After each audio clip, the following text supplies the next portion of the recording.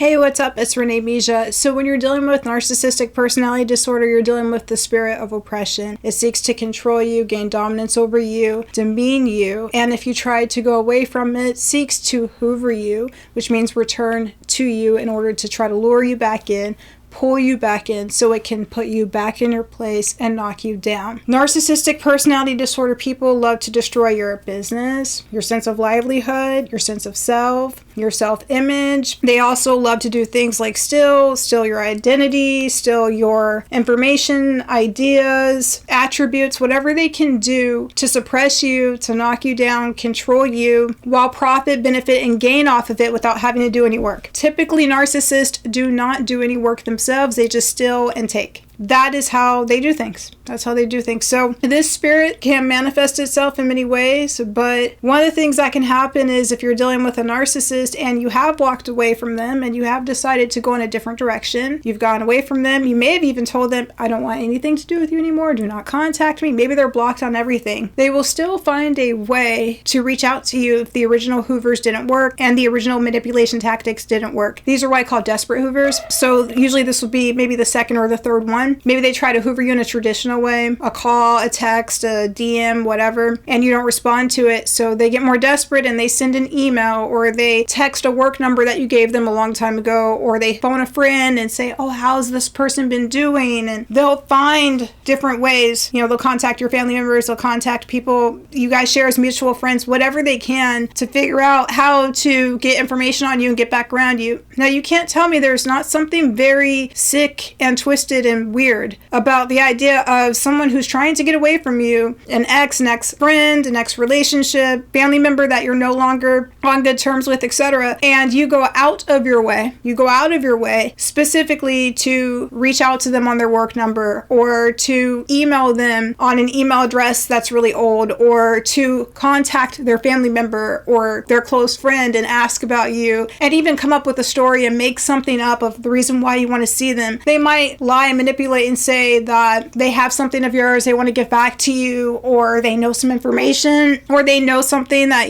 they need to share with you or tell you. They'll make it sound urgent. They have no reason to talk to you at all, but what they're trying to do is desperately gain your attention. Another thing they might try to do is send accidental emails, accidental phone calls, accidental messages, where they will do things like send you a party invitation that you didn't ask for. Do not ever trust a narcissist. There's something really important here, that when you first met the narcissist, everything within your intuition probably told you that this is not a good person for you to be around. The problem with the narcissist is if you buy into the fantasy thinking that they want you to buy into, because they try to create fantasies, they try to create stories to tell you, grand ideas, big ideas about how they're a changed man, they're a changed woman, etc. If you are dealing with a narcissist and you buy into the fantasy of whatever you guys had, it could be a friendship, whatever. If you buy into that fantasy and you think that by going back to them, you're somehow going to get that, the problem with them is they will play along with the fantasy for a little while.